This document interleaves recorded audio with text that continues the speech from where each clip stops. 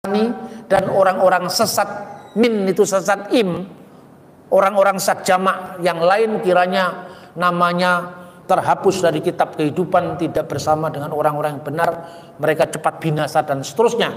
Itu dikeluarkan di sebuah tempat yang namanya Yapni atau Yamnia, tempat di mana Yerusalem dihancurkan, kekristenan Yahudi boleh melakukan penerusan agamanya atas restu Jenderal Titus di kota Yapni atau Yamnia. Di kota Yapni yang dendam terhadap kekristenan itulah maka mereka menyeleksi Septuaginta, di mana kata Parthenos di dalam kitab Yesaya pasal 7 ayat 14 dianggap menguntungkan orang Kristen. Karena kata Ha'almah itu bisa berarti perempuan muda, bisa berarti perawan, bisa berarti gadis yang belum menikah. Tapi kalau Parthenos sudah pasti perawan, itulah Septuaginta yang dipakai orang-orang Kristen yang berbahasa Yunani.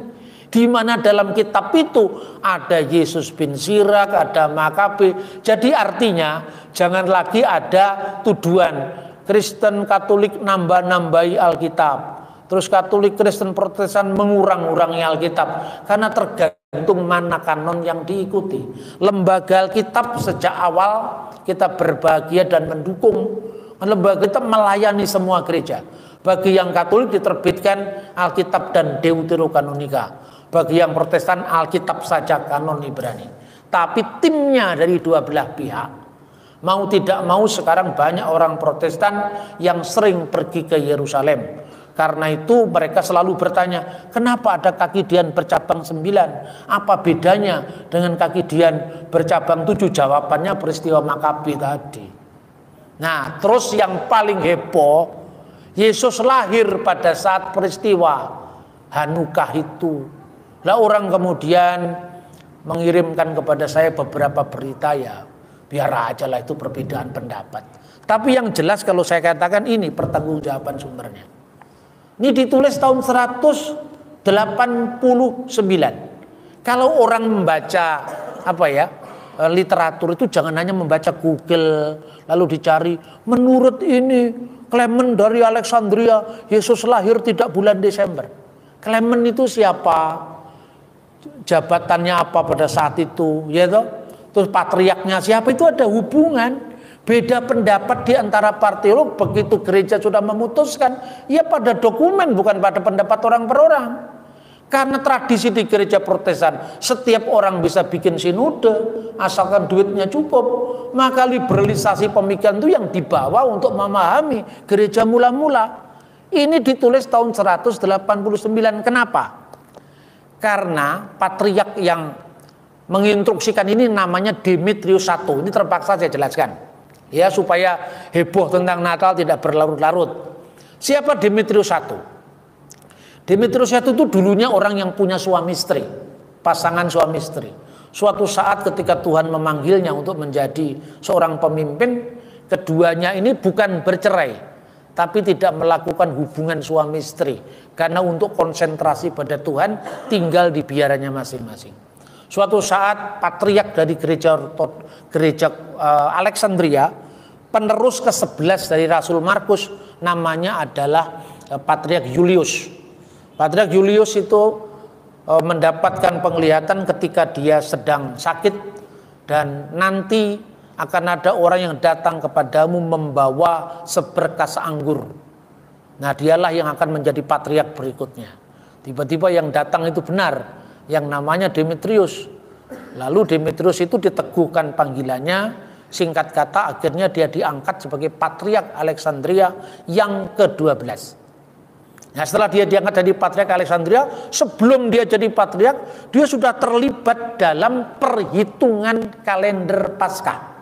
Ini sejarahnya. Sebelum Roma menetapkan, memang pada zamannya Paus Telesphorus pertama sudah ada penetapan, tapi tentang hari-hari puasa pertama ditetapkan di Alexandria. Dia mengatakan begini,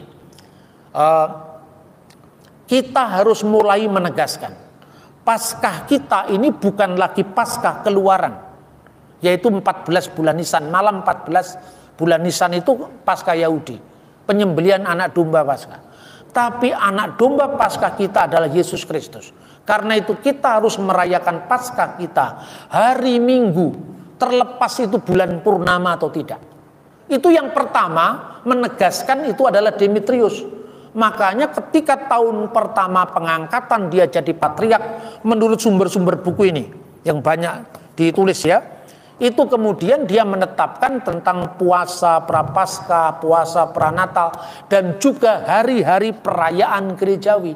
Makanya ditetapkan ini pada tahun pertama pengangkatannya sebagai Patriark Alexandria. Dan setelah itu suratnya dia dikirimkan kepada Patriark Yerusalem, Patriark Roma atau Paus Roma, kemudian Patriark Konstantinopel, kemudian menjadilah buku ini. Pasal 18 ini pertanggungjawaban sumber. Ini sebelum Dewa Matahari dirayakan oleh Kaisar Aurelian tahun 274, titik balik musim dingin kan baru tahun 274. Lah ini tahun 189, pasal 18 ini teksnya. Saya bacakan begini. Ya ikhwatana takhfutu fi ayyamil ayati allati hiya itmilat ar-rabb wa kamaluhu fi kamsati wa isrin min syahri tasi'il lati lil ibraniyin allati huwa at-tasi'u wal isrun min syahri rabbi'il lati lil masriyin. Jadi wahai saudara-saudara, tetapkanlah dalam perayaan-perayaan kita kelahiran Kristus. Tepatnya tanggal 25 bulan Kislev, bulan ke-9 Ibrani, atau bertepatan dengan tanggal 29 bulan Mesir keempat. Jadi gereja itu punya banyak kalender. Kalender Anu Martiri dipakai gereja Alexandria. Gereja Yerusalem memakai kalender Yahudi. Makanya ditetapkannya persis tanggal 25 bulan Kislev. Itu hari raya penabisan bait suci. Jadi artinya gini, jangan tafsir dulu baru dicari dokumennya, tapi dokumennya begini, tafsirnya seperti apa. Dan bukan hanya satu orang ini loh yang ngomong. Itu Pak Heni kirimkan kepada saya fotokopian buku yang saya minta tolong. Itu tahun lalu, 2 tahun lalu segini. Oh bukan 2 tahun lalu, 10 tahun lalu mungkin ya.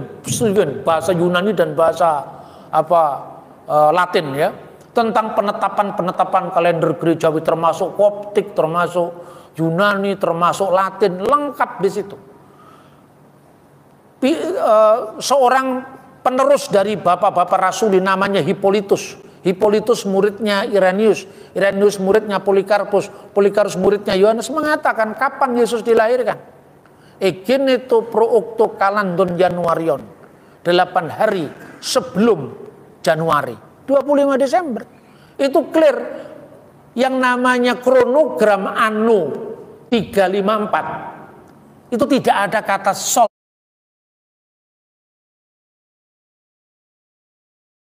infiksi sampai hari ini.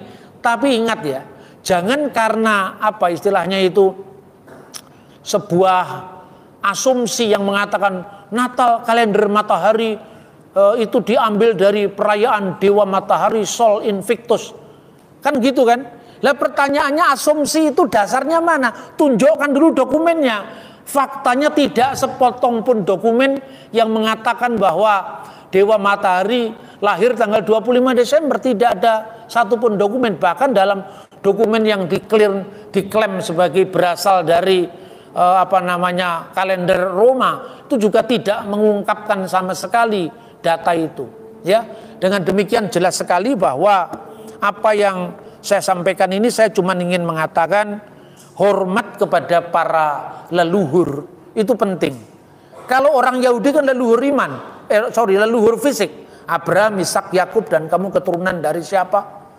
Kalau leluhurmu orang Jawa Suro Menggolo atau Seco atau siapa itu Paulus Tosar, itu leluhurmu kan?